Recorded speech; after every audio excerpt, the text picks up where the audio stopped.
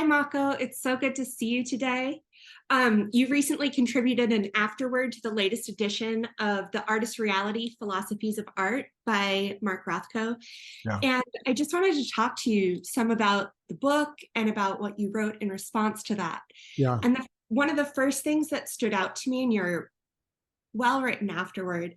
was how you presented this Greek idea of idean, to Yeah. see. Idean. Yes. And I wonder if you could talk about what it is to see as an artist. Hmm. And you have a painting that's famously titled See Beyond. Yes. And I see it as a consistent theme in your work. Mm. And I wonder how you approach that with your work, with Yeah. how people perceive it, with how you make it. If you could talk about that a little bit. Well, thanks, Yuria. And it is this book just was released from Yale Press, and Christopher Rothko asked me to write it. Now I got to know Christopher because of the PBS special on Rothko, American Masters special, and I was interviewed as a living artist influenced by Rothko. And you can actually see paintings behind me that evoke Rothko's paintings. But for me, it was to see Rothko as a portal into a greater conversation, rather than, let's say, a dead end. That some people interpret Rothko's work, especially Rothko Chapel, his perhaps most important installation, as something that speaks of despair, and certainly he did not live to see that chapel completed because of taking his own life. And so people naturally associate Rothko's work as something that speaks of the darkness and despair. And certainly there is much to that notion. But what I see in Rothko is this kind of unique kind of hope. And as I write in the afterword, it's connected with his idea of sacrifice, and his idea, and his son Christopher talks about painting ideas, incarnating ideas and manifesting that into painting. And I did find that interesting because a lot of times in contemporary art, it seems to push this almost Gnostic idea, like conceptual art being valid only to the extent that it can exist on concept value alone. Whereas Rothko's writing, when you read this writing, which was really written 10 years before he started to paint in his iconic style, it talks a lot about this potential of manifesting ideas into actual paint. And so what does that mean? Well, it means that, as the title suggests, this is connected with philosophy, connected with what we call now like phenomenological reality or epistemological reality, of how do we know what we know and how do we manifest that in the world. And for Rothko, painting was that, right? That it is partly this comprehensive way of knowing about life, knowing about sacrifice, knowing about what art means, in a context of this possibility, at least, that you can manifest ideas. And so to your question, I think there's an important link between seeing and the idein, which is in the original etymology, it is to see, right? So ideas should be seen, so that's why we say, oh, I see, so I think that's really the crux of the essay. Yeah. And how do you think that this idea of seeing connects with Rothko's idea of plasticity? Yeah. He talks so much about plasticity. Yes. On page 55, he defines it. Plasticity is the quality of the presentation of the sense of movement in a painting. Yeah. So And it's different from what we normally talk about plastic, or this the surface that's plastic, or inert. He's using plasticity in terms of almost generativity of something that can be flexible and plastic that way. So it's a little confusing when you first encounter that, but the passage you read is precisely what Rothko was trying to say, that is part of the manifestation, or what we might even call incarnation of an idea into surface of painting, which can be inert, but he believed in the power of that to create a portal into something else. yeah, and that connects with what he wrote on page 79. The subject of a painting is the painting itself. Yes. Like right. That is what you're calling the portal, as yes. it were.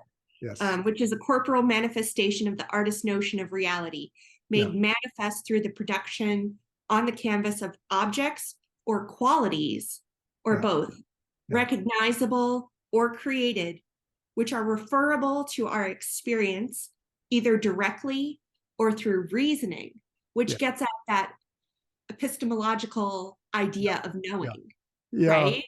Yeah. So we think of thinking as rational. We say, all the time, I am trying to understand something, which we assume to be rational way of understanding. But human beings' knowledge is so much deeper, right? So, for us as artists, I think we have the opportunity to dive right into the heart of that mess, like, what is knowledge really? How do we know what we know, and how do we come to understand something?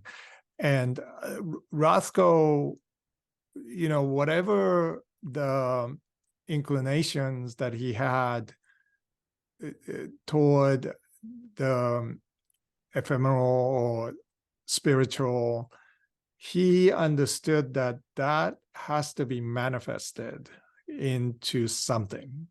In his case, he believed that surface of a painting can actually be activated, be made plastic in that sense, to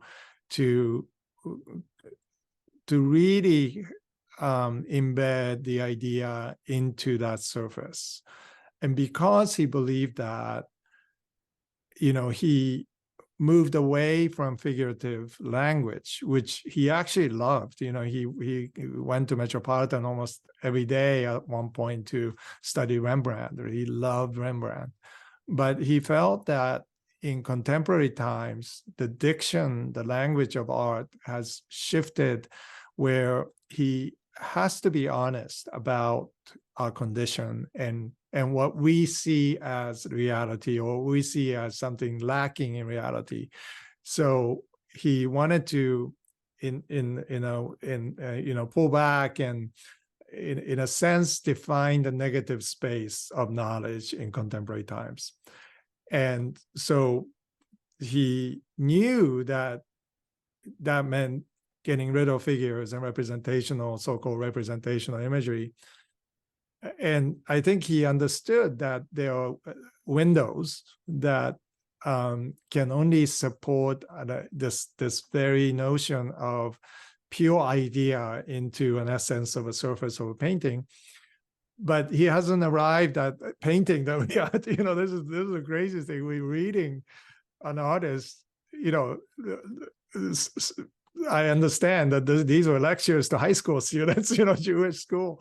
And I'm like thinking, like, what high school students will understand this, but maybe at the time, I don't know, things were different. But I just think it's kind of funny that this artist wrote massive amount of notes about what he was going to do 10 years later, and then they may have been a little editing here and there at the end of his life, but most part it's intact from that original thinking. He was prophesying his own work. I think so, and intuiting, right? You can tell, reading this, that this is not the kind of discourse of proving something, but it's an exploration, right? Mm-hmm. So it may sound meandering to some, complex to too hard to land to others, but I find as an artist that it's such an important document, because it helps me to understand my own journey and what I'm trying to do, and how is my art going to manifest ideas into being. Mm-hmm. And you write towards the end of the afterword, this faith in the purity of materials has become a starting point for my recent works as well. Yeah. And I wonder if you want to expound on that and ideas of selection leading to generativity. Yeah, and almost limiting that expression so that it can be a pinhole.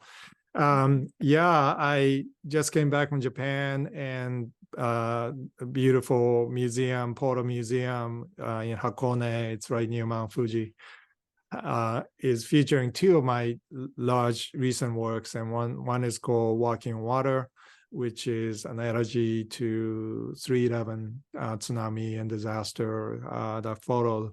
But also the other one is called Blueberry, which really, looking back, came out of the pandemic and ongoing endemic and suffering that people are going through, and of course loss, huge, enormous loss that our culture still don't address that well.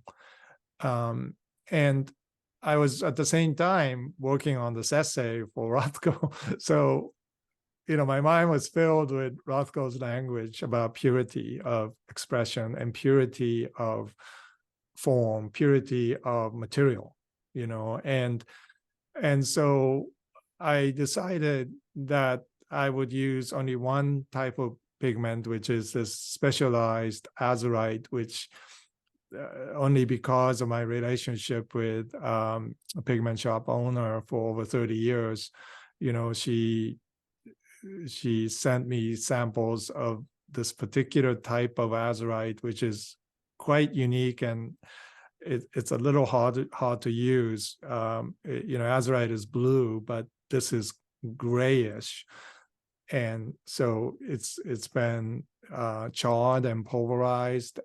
So it doesn't seem like a pigment that Nihonga artists would use, and yet she knew that I would appreciate it, and I thought right away Rothko would appreciate this color, because it's so smoky and mysterious. And I ended up calling it Blueberry because it reminded me of, when you pick blueberries early in the morning, there's a little frosty gray on it. And it reminded me of that and several other stories. But yeah, so literally, Rothko's words here became a portal for me to look into how much can I pare this down, and which means the painting will be so esoteric that that no one's gonna understand it. Like I wasn't even thinking about exhibiting it, And then, of course, the curator of the Photo Museum comes visit me in the studio, and he's like staring at this painting, and he's asking me about, like, what is this? Like, and I kept on saying, I don't know. It's kind of came out of my meditation during pandemic and reading Rothko's writings. And he said, well, let's take this one to Photo Museum. And so we arrived at Photo Museum. It's a huge show, over 40 some artists, and many of them the next generation and a few generations after me, so it's quite an exhibit. And the single most, well, the painting that had the most conversation was this painting. And I'm just gratified and puzzled at the same time, right? Why would this painting, which is really nothing, it doesn't have any image, period. It's this portal purity of expression that Rothko was after. But with Nihonga pulverized materials, there's refractive elements that layers can capture. And this work has over 200 layers. And so you can actually see through it. And you stand in front of it, and all of a sudden you think it's gray, and it's now blue or green or even red. And so it does all sorts of things perceptually. So it's still a big question mark to me, like why am I doing this painting? And I since I've come back, we just created a separate studio for these types of works. So I'm going to continue to work on them. And it doesn't really exist in terms of, in my mind, in terms of certainly the marketplace of art, because it doesn't really have a utilitarian reason to exist. It's kind of the opposite, like it disappears. And it's so why is it so present in a context of these large exhibits, to how we think about art? And I owe a great deal to Mark Rothko. That's lovely. And you write that the paintings themselves are Eucharistic. So perhaps Right. this painting follows in that tradition, right?